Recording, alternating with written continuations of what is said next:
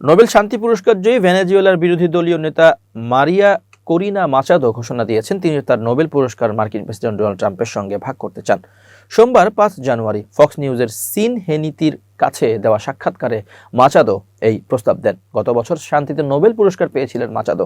যদিও Trump Nobel জয়ী হওয়ার ব্যাপক প্রচেষ্টা চালিয়েছেন, তবে পুরস্কারটি তাকে না দিয়ে মাচাদোর হাতে তুলে দেওয়া হয়। পুরস্কার ঘোষণা হওয়ার সময় নিজ দেশে নিরাপত্তাজনিত কারণে পালিয়ে থাকা মাচাদো গোপনে নরওয়ের অসলো পৌঁছে এটি গ্রহণ করেন। তবে মাচাদোর নোবেল পুরস্কার গ্রহণে ক্ষুব্ধ হয়েছেন ট্রাম্প। সূত্রমতে ট্রাম্প নিকোলাস মাদুরোকে ক্ষমতাচ্যুত করলেও মাচাদোকে কোনো গুরুত্বপূর্ণ দায়িত্ব দেননি। যদিও ২০২৪ সালের নির্বাচনে বিরোধী দল জয়ী হওয়ায় মাচাদোর নেতৃত্বে গুরুত্বপূর্ণ ভূমিকা রাখার কথাও বলা হয়। হোয়াইট হাউসের ২ কর্মকর্তা ওয়াশিংটন পোস্টকে জানান, মাচাদো নোবেল পুরস্কার গ্রহণ করে ট্রাম্পকে দূরে সরিয়ে দিয়েছেন। তারা বলেন, যদি মাচাদো পুরস্কারটি প্রত্যাখ্যান করে ট্রাম্পকে দিতেন, তাহলে আজ তিনি ভেনেজুয়েলার প্রেসিডেন্ট হতে পারতেন।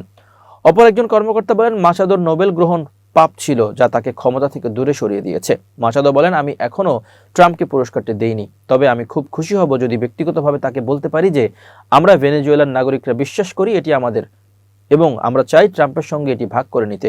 গত শনিবার মধ্যরাতে যুক্তরাষ্ট্রের ডেল্টা ফোর্স ভেনেজুয়েলার প্রেসিডেন্ট মাদুরোকে অপহরণ করে। মাচাদো জানান তারা এখন ভেনেজুয়েলার ক্ষমতা নিতে প্রস্তুত। তবে ট্রাম্প মাচাদো এই আশা খারিজ করে বলেন, মাচাদোর ভেনেজুয়েলা শাসনের ক্ষমতা নেই, কারণ মানুষ তাকে শ্রদ্ধা করে না।